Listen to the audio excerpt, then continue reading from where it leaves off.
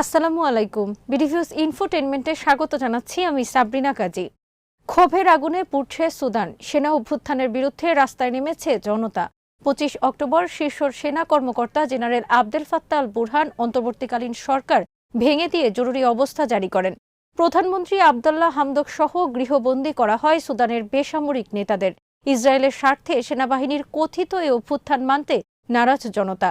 প্রাণ দিয়েছেন কিন্তু দাবিতে অনড় তারা। সুদানের অভ্যুত্থান ও গণ আন্দোলনে ইসরায়েল সহ কয়েকটি দেশের হস্তক্ষেপ নিয়ে জটিলতা বাড়ছে। কোন পথে যাচ্ছে সুদানের পরিস্থিতি তা থাকছে আবু তাহির মুস্তাকিমের প্রতিবেদনে।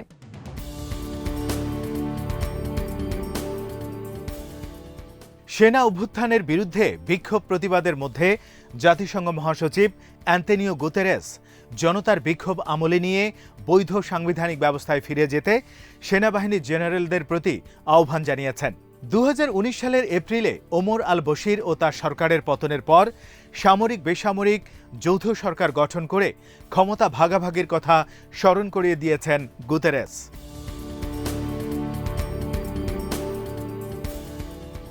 তিরিশ বছর শাসনের পর 2019 সালে ওমর আল বশির ক্ষমতাচ্যুত হওয়ার 5 মাসের মাথায় জনতা সেনাবাহিনীর সমন্বয়ে একটি অন্তর্বর্তীকালীন সরকার গঠনের চুক্তি হয়। সে চুক্তি অনুযায়ী জেনারেল আল বুরহানের সভাপতিত্বে একটি সার্বভৌম কাউন্সিল থাকবে। মন্ত্রিসভায় টেকনোক্র্যাট প্রধানমন্ত্রী থাকবেন আবদুল্লাহ হামাদক, আর থাকবে একটি লেজিসলেটিভ অ্যাসেম্বলি।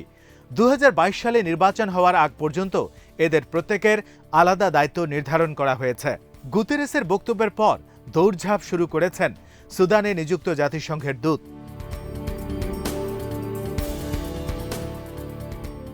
ওয়াশিংটন যখন অন্তর্বর্তীকালীন সরকারকে উৎখাতের জন্য সুদানের সামরিক জান্তার নিন্দা করছে, তখন ইসরায়েল সেনা কর্মকর্তাদের সমর্থন জানাচ্ছে।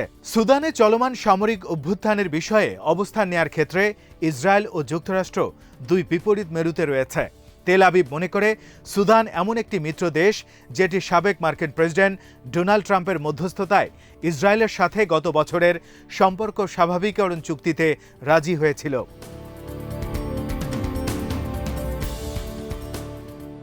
প্রতিদানে ট্রাম্প প্রতিশ্রুতি দেন যে সুদানকে আন্তর্জাতিক সন্ত্রাসবাদের পৃষ্ঠপোষকতার জন্য মার্কিন অভিযুক্ত দেশগুলোর তালিকা থেকে বাদ দেয়া হবে।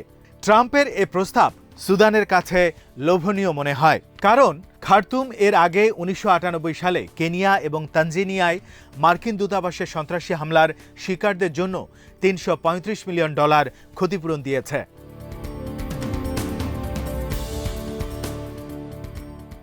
কিন্তু সুদানের জনগণের মধ্যে ইসরায়েলের সাথে দেশটির সম্পর্ক স্বাভাবিক করা নিয়ে ব্যাপক বিরোধ ছিল।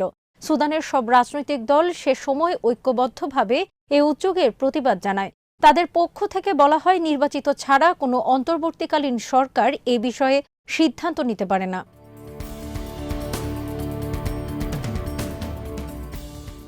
সুদানের সর্বশেষ নির্বাচিত প্রধানমন্ত্রী ও সবচেয়ে বড় দল উম্মা পার্টির নেতা আল মাহদি সাব জানিয়ে দেন, ইসরায়েলের সাথে সম্পর্ক স্বাভাবিক করার উদ্যোগ সুদানের আইনের সাথে সাংঘর্ষিক, আর এ উদ্যোগ বাস্তবায়িত হলে মধ্যপ্রাচ্যে শান্তি প্রক্রিয়া নিশ্চিহ্ন হয়ে যাবে এবং নতুন যুদ্ধের আগুন উস্কে দেবে।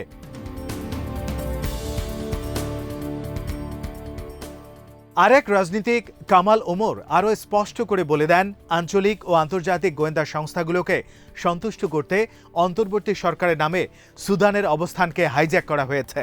এ সময় জনগণ রাস্তায় সমবেত হয়ে স্লোগান দিতে থাকে, আমরা সবসময় ফিলিস্তিনিদের সাথে আছি, দখলদার ইসরায়েলের সাথে কোনো আলোচনা, কোনো শান্তি সমঝোতা চাই না।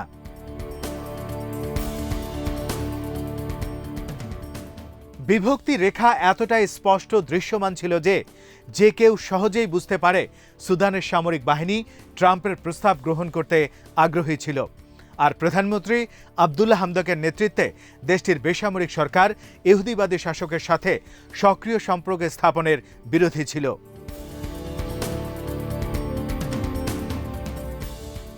1967 সালে আরব ইসরায়েল 6 দিনের যুদ্ধের পর আরব লীগের সম্মেলন বসেছিল সুদানের রাজধানী খার্তুমে। সে স্মৃতি এখনো অনেকের কাছে তরতাজা। 29 আগস্ট থেকে 1 সেপ্টেম্বর পর্যন্ত অনুষ্ঠিত সে শীর্ষ সম্মেলনে সর্বসম্মতভাবে 3টি না নীতি গ্রহণ করা হয়। ইসরায়েলের সাথে কোনো শান্তি নয়, ইসরায়েলকে কোনো ধরনের স্বীকৃতি নয় এবং ইসরায়েলের সাথে কোনো আলোচনা নয়।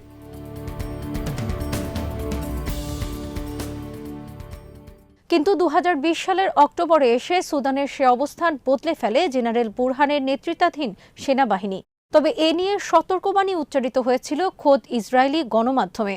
সে সময় যুক্তরাষ্ট্রের থিঙ্ক ট্যাঙ্ক ব্রুকিংস ইনস্টিটিউট তাদের পর্যবেক্ষণে বলেছিল, এ সময়ে সুদান ইসরায়েল সম্পর্ক স্বাভাবিক করাটা বিপজ্জনক খেলায় পরিণত হতে পারে।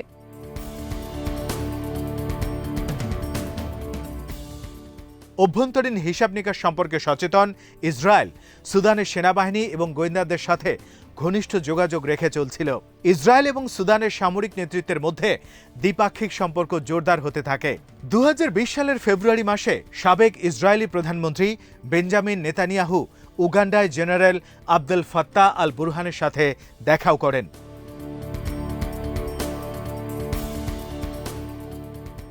এক বছর পরে সুদান তথাকথিত আব্রাহাম চুক্তির বড় সমর্থক হয়ে ওঠে। ট্রাম্পের মধ্যস্থতায় এর আগে এ চুক্তিতে যোগ দেয় সংযুক্ত আরব আমিরাত, বাহরাইন এবং মরক্কো।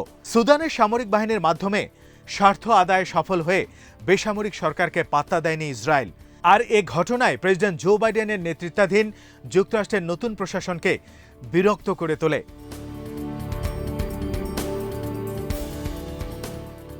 প্রধানমন্ত্রী হামদককে গ্রেপ্তারের মধ্য দিয়ে অক্টোবরের শেষ সপ্তাহে সুদানে যখন অভ্যুত্থান নাটক মঞ্চস্থ হতে থাকে, ইসরায়েলি সাংবাদিক বারাক রাবিদের টুইটারে ইসরায়েলের নেতাদের বিরুদ্ধে গুরুতর এক অভিযোগ আনেন। তিনি জানান, সাম্প্রতিক সপ্তাহগুলোতে ইসরায়েলের কিছু কর্মকর্তা সুদানের অভ্যন্তরীণ রাজনীতিতে হস্তক্ষেপ করেছেন।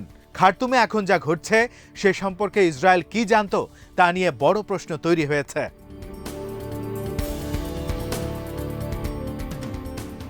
তেল আবিব থেকে প্রকাশিত হিব্রু ভাষার সংবাদপত্র ইসরায়েল হায়ম চমকে দেয়া তথ্য জানিয়ে একটি খবর প্রকাশ করে। সরকারি এক কর্মকর্তার বরাত দিয়ে সংবাদপত্রটি অভিযোগ করে যে সুদানের সামরিক হস্তক্ষেপ ও দেশটিতে জেনারেল আল বুরহানের শাসনের পক্ষে ইসরায়েল, কারণ প্রধানমন্ত্রী হামদকের চেয়ে আল বুরহান যুক্তরাষ্ট্র ও ইসরায়েলের সাথে সম্পর্ক জোরদারের বেশি পক্ষপাতী। এ অভ্যুত্থান অবশ্যম্ভাবী ছিল, কারণ এ প্রধানমন্ত্রীর সাথে সেনাবাহিনীর বেশ কয়েক বছর ধরে বিরোধ চলছিল, আর সেনাবাহিনী যে ক্ষমতা দখল করবে তা অনেকটাই নিশ্চিত ছিল।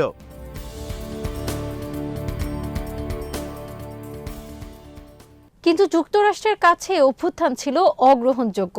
মিত্র ইসরায়েলের পথে হাঁটেনি ওয়াশিংটন, বরং যুক্তরাষ্ট্র সহায়তা হিসেবে সুদানকে যে $700 মিলিয়ন দেওয়ার কথা ছিল তা স্থগিত করে এবং প্রধানমন্ত্রী হামদক সহ আটক রাজনীতিকের অবিলম্বে মুক্তি দিতে সেনাবাহিনীর প্রতি আহ্বান জানায়।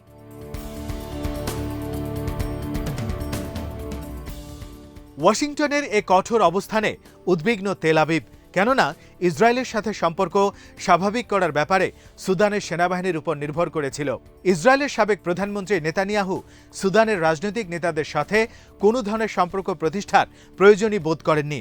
আর এখন সুদানে অভ্যুত্থানে ইসরায়েলের ভূমিকা নিয়ে অভিযোগ ওঠায় নেতানিয়াহুর উত্তরসূরি নাফতালি বেনেট নিজেকে কোণঠাসা অবস্থায় পড়ে গেছেন।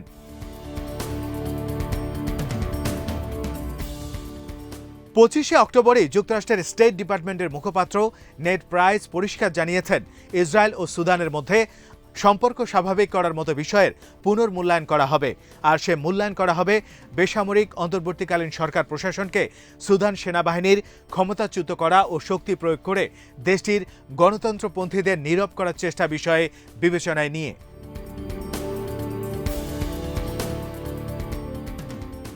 ইসরায়েলের সাথে সম্পর্ক স্থাপনের বিনিময়ে যুক্তরাষ্ট্র সেনা অভ্যুত্থানকে মেনে নিতে রাজি নয়। তারা ইসরায়েলের সাথে সম্পর্ক স্থাপনকে গুরুত্ব দিচ্ছে, তবে তা বেসামরিক শাসনের মাধ্যমে। যুক্তরাষ্ট্রের এই নীতি সুদানের সেনা শাসকদের কিছুটা হলেও বিপাকে ফেলেছে।